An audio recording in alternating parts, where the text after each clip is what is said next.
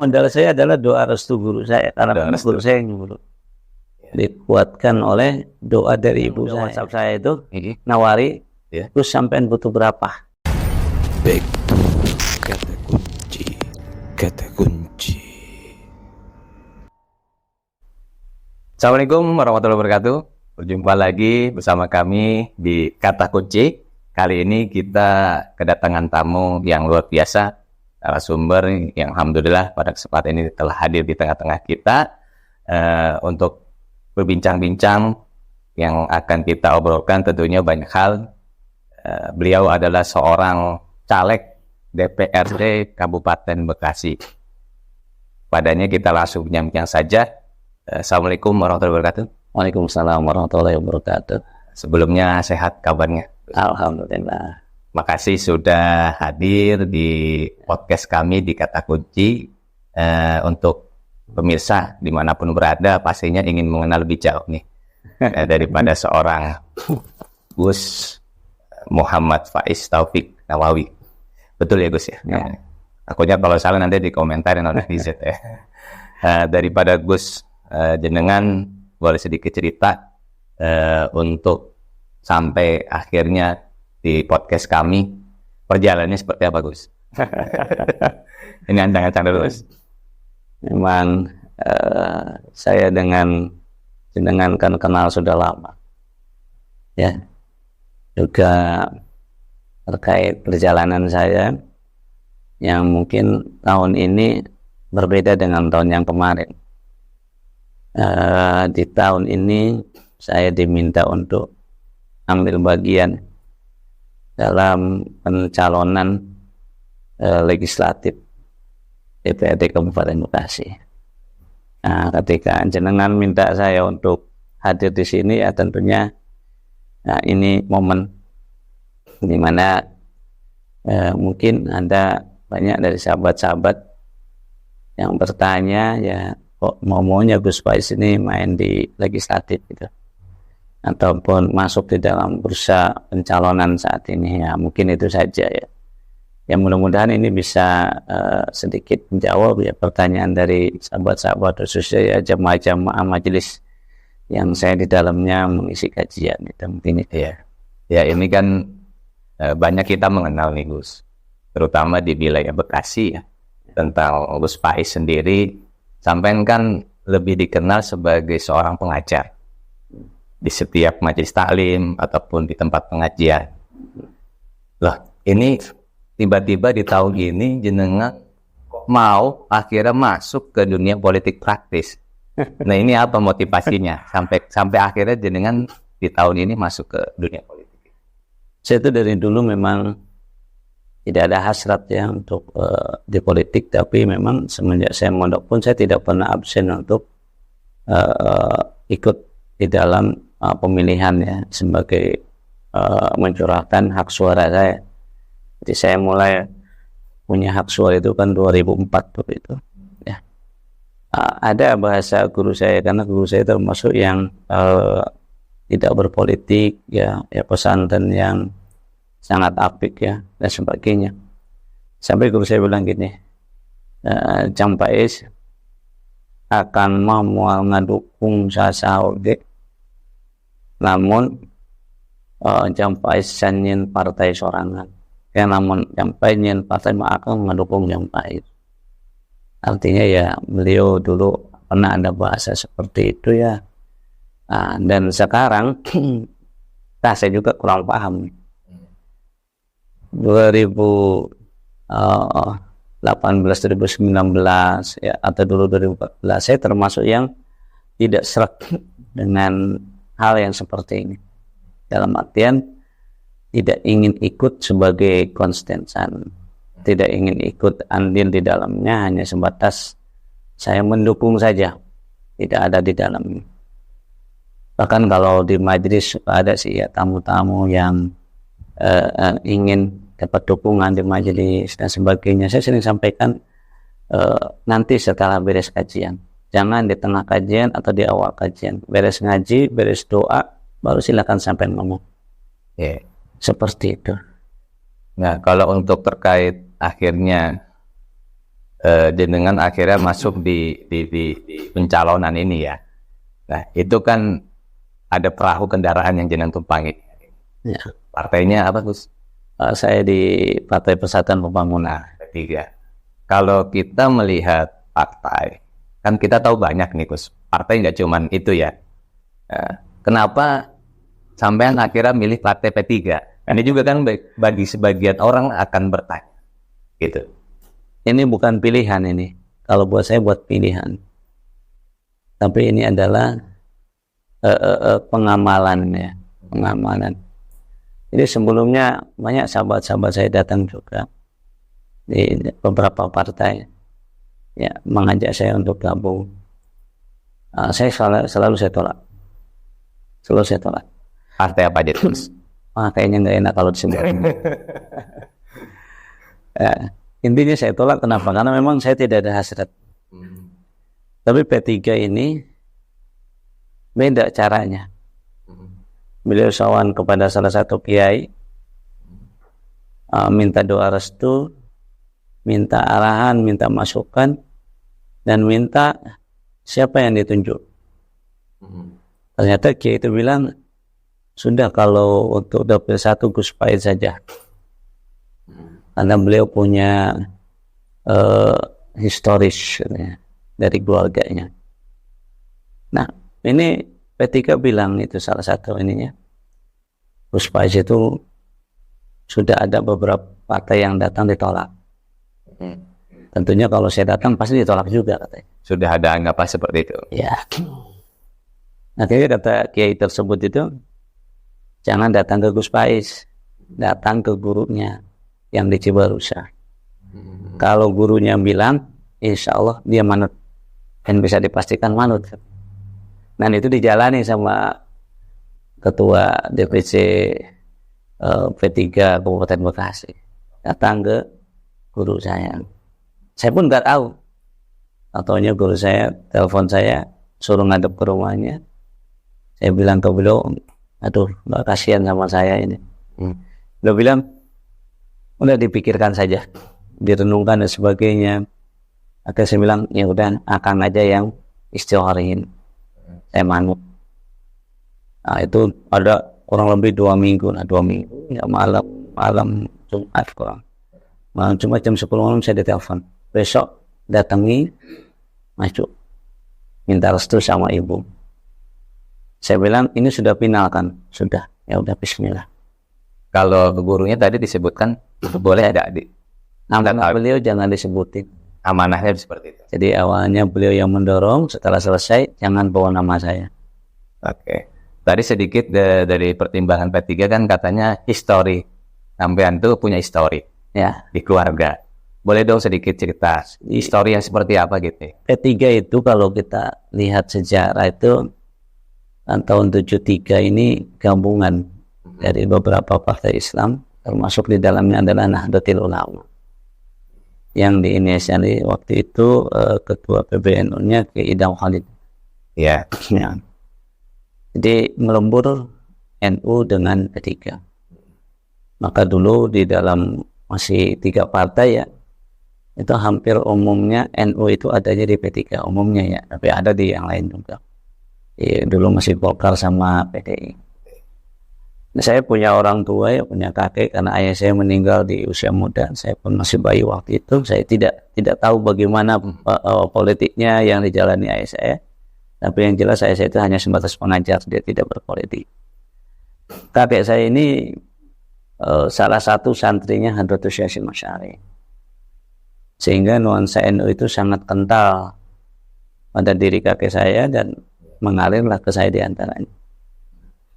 Lalu saya punya paman juga yang beliau ini ketua DPRD di masa itu 3 periode dari Partai Persatuan Pembangunan. P3 juga. P3 yang dulu masih belum ada istilah kabupaten atau kota, masih Bekasi.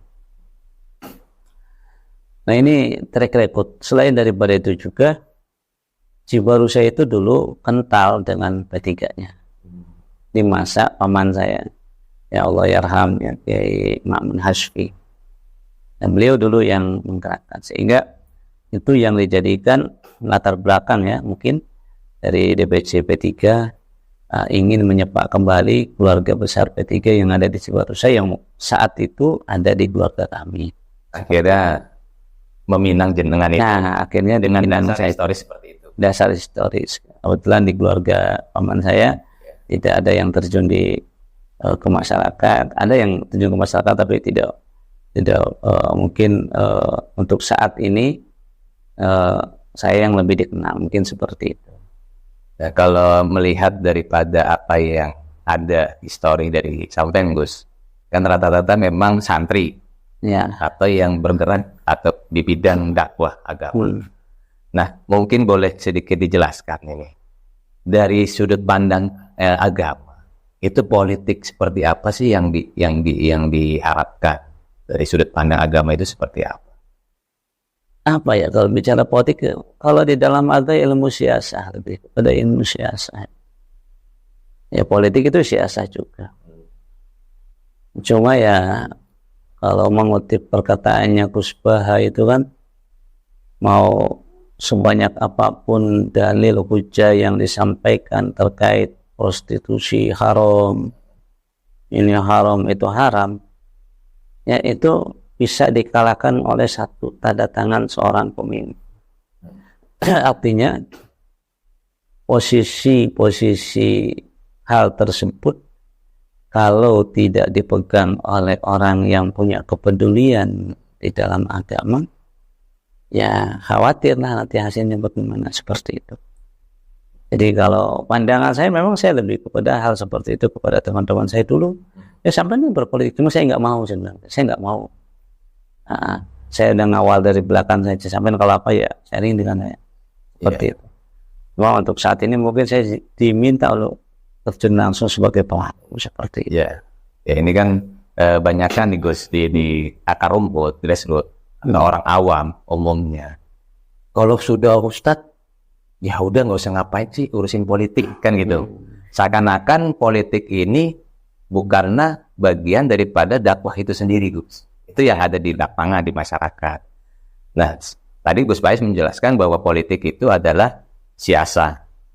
Nah, persoalannya di masyarakat ini menanggap politik itu berbeda, gitu. Ini kalau dari sudut pandang sampean, Gus Bais melihat dan menilai fenomena apa yang terjadi di masyarakat itu, kenapa bisa memahami seperti itu? Ya, intinya ini jadi ujian buat para asatiz, para guru, para kiai yang terjun di dunia politik. Kadang lupa dengan jati dirinya. Mohon maaf dalam tanda kutip ya.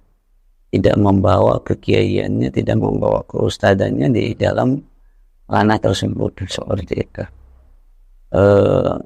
Saya sering ingat perkataan Gus itu, kalau hilang ciri, maka akan datang cara. Kalau ciri kesantrian, ciri kekiaian, ciri keustadnya hilang, maka datang cara di luar kesantrian, cara di luar kekiaian, cara di luar keislaman. Dulu saya sempat bekerja di salah satu perbankan. Awal mungkin itu kurang lebih 2011 ya, 2011. Itu teman-teman saya mencibir dan sebagainya. Kenapa kok sampai kerja di bank? Tapi di sana bagaimana? Tanyakan ke teman-teman saya yang mungkin ada yang melihat saya dulu di salah satu perbankan di Cikarang. Saya jadikan perbankan itu seolah-olah majelis. Tiap hari Jumat saya ngadain pengajian dan sebagainya, kegiatan-kegiatan dan sebagainya. Karena kenapa? Ya konsep dakwah itu ya bukan milik satu golongan, bukan milik satu tempat. Baik. Dakwah itu ya dimanapun kita. Makanya guru saya bilang, kamu maju ketika kamu sudah jadi, jangan tinggalkan jadwal majelis. Ya tua kecuali kamu ada di luar kota. Dan ini saya jalani sampai saat ini pun. Ketika saya ada agenda ke luar negeri, baik saya dengan umrohnya atau saya kunjungan ke Eropa ya, atau ke Timur Tengah dulu, tetap ketika saya udah sampai di rumah, ngaji yang jadi prioritas. Ngaji jadi prioritas. Seperti halnya hari ini, kegiatan ini. Tetap ini kegiatan setelah saya ngisi kajian dulu. Untuk Harus visi misi sampean Gus di dalam pencalonan ini apa visi misi? Ya kembali lagi tadi, bedakan calon legislatif dengan calon lurah ataupun calon bupati ataupun calon gubernur hingga presiden. Bedakan ya. Kalau legislatif ini kan wakil rakyat, maka ya visi misinya kerakyatan, menjadi penyambung lidah daripada masyarakat rakyat ke pemerintah, lalu diolahlah di dalam parlemen tersebut, dituangkanlah di dalam bentuk undang-undang atau kebijakan lain yang dituntut pemerintah untuk ya mengaplikasikan itu, menjalankan hal itu. Ketika bicara wakil, ini air, tolong kasihkan air ini ke si Anu. Maka ya wakil yang diberikan amanah memberikan air ini, dia kasihkan airnya seutuhnya seperti ini. Nggak usah dikurangi, nggak usah dilebihkan, titipannya sendiri. Logikanya seperti itu. Maka ketika masyarakat meminta, Gus tolong ini dong, ini gini-gini, maka itu saya tampung dan saya sampaikan gitu. Kalau saya punya, kalau saya jadi, saya akan membuat ini dan sebagainya. Gimana kalau saya di komisi yang berbeda, yang bukan bidang? Ingat setiap tulisan saya ini ada catatannya. Ingat setiap apa yang saya lakukan itu kan ada pertanggungjawabannya. Maka prinsip saya ketika guru saya mau menyuruh saya untuk maju, lalu jalani bagaimana aturan yang berlaku, maka ya prinsip saya itu adalah di dalam visi misi saya akan menjalankan sesuai tupoksi saya. Ya, seperti itu. Nggak harus muluk-muluk ini dan sebagainya. Justru dengan banyaknya muluk-muluk seperti itu, ya sebanyak juga hisab dan yang lainnya. Kalau prinsip saya seperti itu. Tapi memang ada sahabat saya bilang begini, terus bagi politisi itu janji adalah seni. Semakin banyak berjanji, semakin pandai bermain seni. Seperti bermain kata. Bahasanya bermain seni. Jadi janji tidak wajib untuk ditepati katanya, karena sedang bermain seni. Seolah-olah seperti itu. Ya saya bilang ya itu silakanlah, orang punya prinsip masing-masing. Nah ini kan menarik Gus, simpelnya bahwa calon legislatif tupoksinya saja menyampaikan aspirasi masyarakat. Nah mungkin dari kacamata seorang Gus Faiz, tentu ketika menyampaikan aspirasi kan berdasarkan persoalan-persoalan atau kebutuhan yang ada di tengah-tengah masyarakat. Ya. Nah, sudah tahu sejauh mana masalah dan kebutuhan masyarakat saat ini, mungkin kacamata jenengan sudah melihat seperti apa? Macam-macam ya. Saya kemarin pertemuan dengan beberapa jamaah ya. Saya selalu bahasanya jamaah ya. Masyarakat ingin ketemu, katanya nih calon dari Cibarus, saya datang. Cuma saya bilang, tolong ya kalau saya datang, saya ingin ada kajian, baca ratib, baca manaqib, ya, baca kitab. Setelah beres kajian tutup doa, baru kita sharing. Ditanya kenapa kok Gus seperti itu? Biar kalau saya bawa kue, biar saya bawa makanan itu makanan kue itu buat orang yang mau ngaji. Sehingga tujuannya ngaji, tidak sebatas hanya kampanye umpama hanya ya cari dukungan. Dan beberapa saya diminta mengisi ada beberapa acara. Saya tidak pernah mengatakan ke audiens ya, ke jamaah, mohon doa restunya, mohon doanya saya akan maju di caleg. Prinsip saya kalau saya lagi ngaji ya ngaji, saya lagi ceramah ya ceramah. Jangan berharap saya akan bawa nama saya untuk agar orang memilih saya, enggak saya. Nanti kalau udah selesai saya mungkin ngobrol dengan pengurusnya, panitia dan sebagainya. Tapi kalau udah di majelis jangan berharap saya bilang. Masuk di sini mungkin saya pun nggak bicara dukung saya, enggak saya ngomong. Ya. Seperti itu. Nah, jadi ada hal-hal yang seperti itu. Nah kemarin itu ada jamaah itu bilang gitu. Terus kalau sampai pengen jadi ini, bisa nggak bantu kami nih bangunan musola kami ya sudah seperti ini kondisi. Nah, yang seperti itu ya. Ada lagi Gus, kalau sampean jadi coba menyikapi sampah di Cibarusah, khususnya Gang Mulia itu bagaimana? Ada seperti itu. Ada juga. Ya, intinya ada beberapa permasalahan termasuk kayak model jembatan Sejati yang di Cibarusah. Ya, apa nanti peranan sampean ketika terpilih menjadi anggota legislatif seperti itu mengenai ini dan sebagainya. Nah, saya bilang tetap semua aspirasi akan saya sampaikan, lalu akan saya usahakan. Ya, saya berharap itu di ACC disepakati, lalu bisa dieksekusi. Kan begitu. Jadi kalau dari pandangan jenengan terkait aspirasi, secara umum semua aspirasi yang datang Kita diusahakan kita sambung dan sampaikan. ya, kita tahu. Kalau spesifiknya karena sampean kan Gus lebih banyak terkait di bidang pendidikan. Walaupun juga saya juga tahu ya, kita beberapa juga tahu sampai juga terlibat di IBF, di Indonesia Islamic Business Forum, Ya. juga terkait masalah ekonomi. Mungkin kalau bisa dijelaskan spesifiknya terutama di wilayah sampean di dapil berapa Gus? Dapil 1 ya. Ya. Dapil 1 itu seperti apa sih persoalannya lebih dominan? Apakah di pendidikan, apakah di ekonomi, sosial, seperti itu. Mungkin ada yang sampai lihat itu sangat perlu diperhatikan. Sejatinya permasalahan itu sih masalah pendapatan sih, karena masalah itu hanya dua. Iya, satu masalah perbedaan pendapat dan perbedaan pendapatan. Iya. Gitu. Sehingga kalau perbedaan pendapat itu cukup dengan ngopi bareng. Tapi kalau perbedaan pendapatan, nah itu kadang ujungnya susah ketemu. Nah, permasalahan itu ya ekonomi. Makanya ya jenengan tahu saya aktif di IBF, Indonesia Islamic Business Forum ya. Beberapa waktu di Jogja saya dengan Pak Hefri Trenggono dan sebagainya.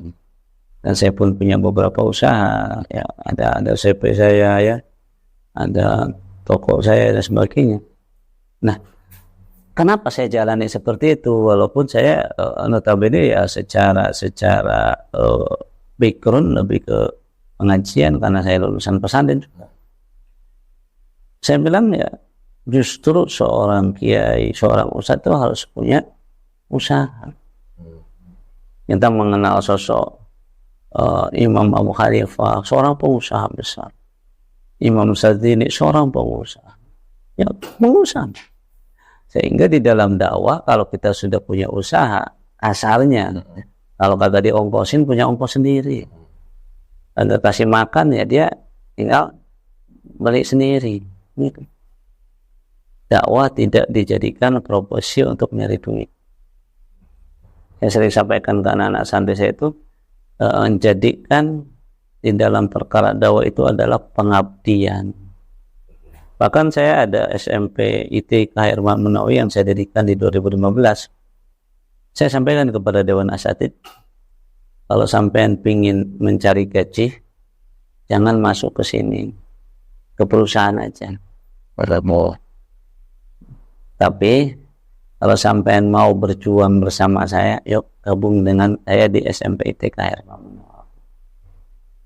Nah, jangan bicarain gaji, ya, insya Allah jadi keberkahan. Nah, cuma sampai harus punya usaha di orang ini jualan dan sebagainya seperti itu. Nah ini kan jadi semakin lebih kenal kita dengan sosok seorang Gus Faiz. Di samping beliau juga seorang pengajar, ustadz yang mengajar di Majelis Ta'lim, juga seorang pengusaha. Nah, terkait melanjutkan tentang pentas sampean di politik. Nah, untuk sampai ke DPRD, perkara nanti jadi atau tidaknya ya Gus ya. Nah, tentunya ketika bicara jadi, untuk menuju ke situ kan butuh modal. Nah, ini modal yang dipersiapkan sampai ini modal yang seperti apa? Kan tidak bisa lepas dari modal. Nah, mungkin sampean punya suatu planning ataupun gambaran seperti apa modal saya itu ya perintah guru saya. Nah, ini modalnya apakah modal nekat atau modal tawakal ini? Ya, mungkin bisa dibilang modal nekat, tapi intinya modal saya adalah doa restu guru saya, karena guru saya yang nyuruh. Dikuatkan oleh doa dari ibu saya. Karena kalau bicara duit, ya saya masih begini modelnya. Saya sampai bilang, saya kalau harus ngeluarin duit, saya mending bangun pondok. Ini yang udah WhatsApp saya itu, nawari, terus sampean butuh berapa? Ada yang nawarin langsung? Ada. Berapa dia tawarin, Gus? Enggak disebut angkanya, butuh berapa? Butuh berapa? Otomatis kan mau se-M, 2M mungkin. Butuh berapa? Bahasa seperti itu. Ditolak apa diterima? Saya jawab saya nggak paham begituan, terima kasih. Jadi nggak saya tolak, nggak saya terima. Saya jawab, saya nggak paham. Jadi ngerti bahasa saya nggak paham. Saya ditawari juga sama sahabat saya itu, terus saya main ke salah satu pengusaha. Saya ada kenalan, dia bilang gitu. Dan beliau itu, fans antum itu bagus. Terus mau ngapain? Ya mudah-mudahan belum ngasih lah, barang cepedo cepemah. Saya bilang, buat apa uang itu? Ya kan sampean ini. Udah rahasia umum, katanya, kalau untuk jadi calon itu habis lah berapa M. Saya bilang, ya apa bedanya saya dengan mereka kalau begini modelnya? Saya bilang itu. Tadi saya bilang, kalau hilang ciri maka akan datang cara. Ciri kesantrian saya hilang mungkin, atau ciri saya yang anggap seorang ustadz hilang, maka akan datang cara di luar kesantrian, cara di luar ustadz. Itu diantaranya ya politik, ngor-ngor duit dan sebagainya. Saya nggak mau kayak gitu. Saya yakin kalau memang Allah takdirkan saya untuk menjadi bagian di parlemen, di legislatif, dengan tanpa uang saja insya Allah jadi. Ya, ini kan suatu tambahan pemahaman bagi kita masyarakat semua terkait politik itu sendiri dari penjelasan seorang Gus Faiz. Dari sudut pandang tentunya ilmu agama. Nah, Gus, mungkin tentunya dengan sebagai yang saat ini sudah mencalonkan diri, dan juga terlepas itu juga ada jemaah ataupun fans lah. Ya. Mungkin kalau fans ini konotasinya ya lebih senang orang daripada senang ngaji ya ada. Kalau jemaah kan memang yang ngaji ya senang. Nah, pesan-pesan jenengan kepada fans ataupun jemaah sampean ketika saat ini sedang ikut kontestasi politik, mungkin ada yang ingin disampaikan. Saya itu sampai saat ini mungkin bisa ditanyakan ke teman-teman di majelis, tidak pernah terlontar di dalam lisan saya di majelis ya, dukung saya, tidak pernah.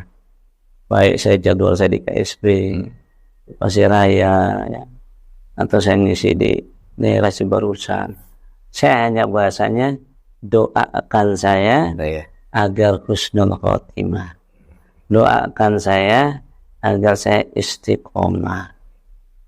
Amin. Itu saja. Ya. Jadi jamaah saya punya pilihan sendiri, jamaah saya punya penilaian sendiri, jamaah saya punya orang yang sudah mungkin menjadi ada keterikatan keluarga dan yang lainnya. Dia punya hak untuk memilih. Jadi tidak ada paksaan, Gus. Tidak mau. Ya. Jangankan ke jamaah saya, ke kakak saya aja saya nggak pernah dukung saya. Selalu ke siapapun saya hanya bicara doakan saya. Sampai ada yang di messenger saya itu sampai bahasa bagiannya politik haram, nyaci maki saya. Saya bilang doakan saya. Selesai. Dia bilang saya nggak mau doain, katanya orang main politik ini. Akhirnya saya penasaran ini orang kenapa. Saya buka aja di profilnya. Tahu-taunya profilnya pendukung salah satu partai. Oh, mungkin dia sakit hati saya nggak ada di situ kali. Kan gitu kan. Iya. Akhirnya saya kirim aja screenshot itu. Sampean kok haram politik, haram partai. Oh itu menyukai partai anu. Langsung di blacklist, di blokir. Nah itu dia. Jadi intinya gimana? Di dalam memilih ya, ayo pakai akal sehat kita. Tidak harus memilih saya, coba pakai akal sehat. kalau ada orang yang bagi-bagi duit ya besar, masih 500.000, masih 200.000, coba kalkulasikan dengan masa menjabat itu 5 tahun. Kalau dia ngasih 500.000 5 tahun, jadi 1 tahunnya 100.000. Kalau 1 tahun 100.000, jadi tiap bulannya berapa? Ya 100 dibagi 12. Ya kan? Ya paling di angka 8 ribuan. Anggaplah 9.000 atau 8 ribuan ya. Kalau 8.000 dibagi dengan harian, 8 dibagi 30. Berapa? Paling 200 perak. Per hari 200 perak kita serahkan ke 5 menit kita untuk 5 tahun. Nah, alhasil jangan ambil kesenangan sesaat. Ya, jangan ambil kesenangan sesaat, karena prioritas orang yang bermodal adalah minimal balik modal. Itu saja. Baik, itulah panjang bincang-bincang kita, Gus. Tentunya beliau juga punya kesibukan luar biasa hari ini. Jadi kami juga sangat mengucapkan baik terima kasih sudah berkenan hadir. Namun sebelum kita tutup, biasa di momen podcast Kata Kunci ada closing statement Ya. atau kata kunci yang mungkin sampai ingin sampaikan. Silakan, Bu. Intinya adalah yuk kita jemput takdir kita yang terbaik. Ya, insya Allah bersama-sama kita bertawakal dan kita lihat hasil akhirnya. Kenapa? Karena al-umur bi khawatimiha. Umur itu tergantung ujungnya. Ya, kita hanya cuma mampu berencana, Allah yang menentukan segala-galanya. Ya, itu saja. Doakan saya aja biar saya selamat di dunia dan di akhirat. Amin. Terima kasih Gus Bais atas banyak yang disampaikan. Tentunya pemirsa, di podcast Kata Kunci ini bukan berarti kami ini mendorong agar pemirsa mendukung salah satu calon, tapi mudah-mudahan dengan acara ini, dengan kehadiran salah satunya seorang Gus Bais, bisa memberikan tambahan wawasan atau pemahaman bagi pemirsa di wilayah Kabupaten Bekasi dalam hal memilih setiap calon yang akan dipilih. Mudah-mudahan ada manfaatnya tayangan kita hari ini. Dapat kita jumpa di lain waktu dan kesempatan. Terima kasih dari kami tim Kata Kunci. Gus, seperti biasa. Salam Kata Kunci. Assalamualaikum warahmatullahi wabarakatuh.